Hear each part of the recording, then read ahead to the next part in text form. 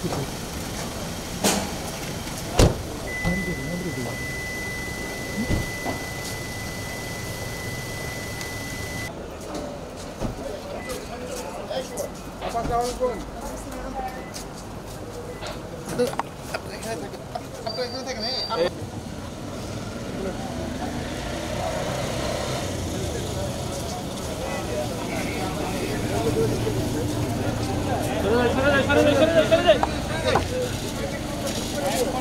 পিছনে পিছনে না পিছনে না স্যার পিছনে না কোনটা বলেন যে দুইটা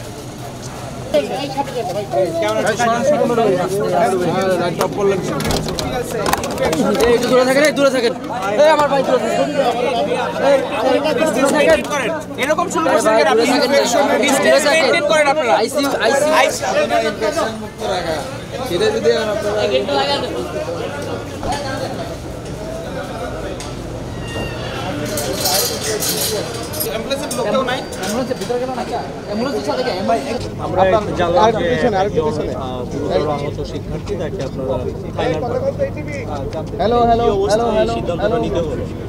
আচ্ছা আমি এভাবে বলি, আমাদের তো হাসিনার আমলে যে বুলেট ইনজুরিটা হয়েছে তাদের মধ্যে অনেকেই সিরিয়াসলি ইনজুর্ড। কারো মাথায় গুলি লেগেছে, কারোর পাঁজরে লেগেছে, কারো হাতে লেগেছে, নানানভাবে তার ইনজুর হয়েছে। এই রোগগুলি অনেক দিন ধরে, কিন্তু তাদের স্টেবল না হওয়া পর্যন্ত আমরা বাইরে পাঠাতে পারছি না। ডাক্তার যখন বলেছেন যে এরা স্টেবল হয়েছে এখন পাঠানো যাবে, কাজে আমরা তখন থেকে চেষ্টা করছিলাম। কারণ এগুলো তো আমি চাইলেই পাঠিয়ে দিতে পারবো না, কারণ ওই দেশের কোন দেশে তার চিকিৎসাটা হবে, কোথায় ভালো চিকিৎসা হবে, এবং আমরা তো নিজেরা টাকাটা নিয়ে যাব না, টাকাটা কোনো ব্যাংক অ্যাকাউন্টের মাধ্যমে পাঠাতে হবে, এবং যেই হাসপাতালে পাঠাবো সেই হাসপাতালের অ্যাকাউন্টে দিতে হবে, এবং ওই হাসপাতালের সাথে তাদের মিনিস্ট্রি আমাদের মিনিস্ট্রির মধ্যে যোগাযোগ হবে। তারপরে তারা একটা যখন সিদ্ধান্ত দিবে তখন আমরা জিও করে, তারপর তো আছে ভিসা আছে, টিকিট আছে, এগুলো করা যায়। তো এদের ক্ষেত্রে যেটা আসছে, ওরা নর্মালি প্লেনে করে যেতে পারবে না, তাদেরকে এয়ার অ্যাম্বুলেন্সে করে নিতে হবে। তো সে কারণেই কাজলকে আমরা পাঠালাম এয়ার অ্যাম্বুলেন্সে করে, তার স্ত্রীও তার সাথে গেল। আরও একজন অপেক্ষা করছে নিউরো সায়েন্সের, তাকেও আমরা আশা করি কাল নাহলে পরশু আমরা পাঠিয়ে দিতে পারবো। তো এখন এ পর্যন্ত আমরা প্রায় 4 জন অলরেডি, আজকে সহ 5 জন, 4 জন অলরেডি আছে। একজন আছে সিঙ্গাপুরে, তার কথা আপনারা জানেন, আমরা বলেছি, মুসা। তার অবস্থা আগের থেকে এখন আলহামদুলিল্লাহ অনেক ভালো। তার জন্য আমরা দিয়েছিলাম 1,75,00,000 টাকা। এখন দ্বিতীয় দফায় তারা বলেছে আরও 4 থেকে 5 কোটি টাকা লাগবে, তাকে পাঠাতে হবে। তো এগুলো আমরা জানি না, সুস্থ না হওয়া পর্যন্ত আমাদের তো এই প্রক্রিয়া চলতে থাকবে। আর ব্যাংককে আরও আমাদের 4 জন, এসব এখন 4 জন হবে, 3 জন অলরেডি আছে। পাইপলাইনে আরও ধরেন 20-25 জনের মতন আছে যাদেরকে পাঠাতে হবে। 7 জনকে আমরা তার্কিতে পাঠানোর জন্য ঠিক করেছি, তারা তার্কিতে যাবে তাদের চিকিৎসার জন্য। এর মধ্যে 3 জন আছে চোখের, বাকি 4 জন আছে হলো অর্থোপেডিকের কাজে, সেগুলো তার্কি ট্রিটমেন্টটা হবে। কাজল মিয়াকে ট্রিটমেন্টের জন্য রাষ্ট্র এই যাত্রায় কত টাকা দিয়েছে বা খরচ হয়েছে? ওর জন্য আমাদের এই আজকে যে এয়ার অ্যাম্বুলেন্সটা পাঠালাম 64 লাখ টাকা শুধু এয়ার অ্যাম্বুলেন্সে দিতে হচ্ছে। তারপরে আমাদের প্রথমে একটা ইনিশিয়াল ডিপোজিট আমরা 10 লাখ টাকা দিয়েছি, তারপরে কমান্যে তারা যখন যা বলবে সেটি আমরা পাঠাবো, কারণ আমাদের তো এখন জানা হয়ে গেল।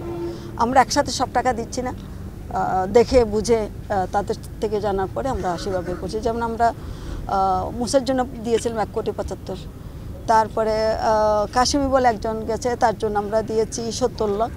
তারা ইনিশিয়ালি চেয়েছিল 1,17,00,000, আমরা প্রথম দফা এটা দিয়েছি। তারপরে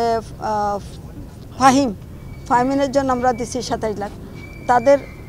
তার ইয়ের থেকে যেটা বলেছে তাদের জন্য আমাদের আরও অনেক টাকা দিতে হবে। তো যখন এগুলো কন্টিনিউয়াস প্রসেস, এটা আমরা ঠিক বলতে পারবো না যে কত টাকা পর্যন্ত লাগবে। তারা যখন যেটা চাচ্ছে সেটা আমরা কমান্যে দেওয়ার চেষ্টা করছি। তার্কির পরে আমাদের আরও কিছু থেকে যাবে, তাদের মধ্যে থেকে আমরা কিছু চেষ্টা করব। আবার ব্যাংককে যারা বিশেষ করে ফিজিওথেরাপির উপরে নির্ভরশীল, এই ফিজিওথেরাপিটা যেসব আসলে আমরা যদি বাংলাদেশে এই জিনিসগুলি করতে পারতাম তাহলে আমাদের কিন্তু এদেরকে বাইরে পাঠানো দরকার ছিল না। কারণ আপনারা দেখেন, আমরা মিনিস্ট্রি থেকে প্রথম দফায় ডাক্তার আসলো চায়না থেকে, তারপরের দফায় ডাক্তার আসলো হলো নেপাল থেকে, এগুলো সবগুলো কিন্তু বিশ্বমানের ডাক্তার। তারপর আসলো ফ্রান্স থেকে, তারপর আসলো ব্যাংকক থেকে, তারপর আসলো ইউকে থেকে। এই যে অস্ট্রেলিয়া, এই যে ডাক্তারগুলো আমাদের এখানে আসলো, তারা কিন্তু তাদের এই যে এইবার যে ইউকে থেকে যে ডাক্তার আসছে তারা 18 জন অপারেশন করেছে, 93 জনকে দেখেছে, 18 জনকে অপারেশন করেছে। তারা আমাদের ডাক্তার সম্পর্কে যেটা বলেছে, প্রত্যেকটা দেশ থেকে যারা আসছেন তারা বলেছেন চোখের যে ট্রিটমেন্ট হয়েছে এটা ওনারা হল সেই ট্রিটমেন্টটাই করতেন। আর অর্থোপেডিকের ব্যাপারেও ওনারা তাই বলেছেন, কিন্তু যেখানে আমাদের ঘাটতি আছে সেগুলো ওনারা বলেছেন যে আমরা এগুলো তারা নিজেরাই করবে, কারণ এখানে আমরা আর হাত দেই নেই। ওই যে রোবোটিক থেরাপির কথা যেটা বলছিলাম, আমি এখানে নিউরোসায়েন্সের দিন মোহাম্মদ আছেন, উনি ওটার ডাইরেক্টর, ওনাকে বললাম যে এই যে রোবোটিক ফিজিওথেরাপি যেটা আমাদের দেশে নাই, আপনি আমাকে ইন্টারনেট ঘেটে কিংবা যেখান থেকে হোক আপনি আমাকে কি কি ইকুইপমেন্ট লাগে এগুলো বাইর করে দেন। যদি পাই কারো কাছ থেকে বিনা পয়সায় যদি নিতে পারি সেটা নিব, অথবা কিনে নিয়ে আসবো।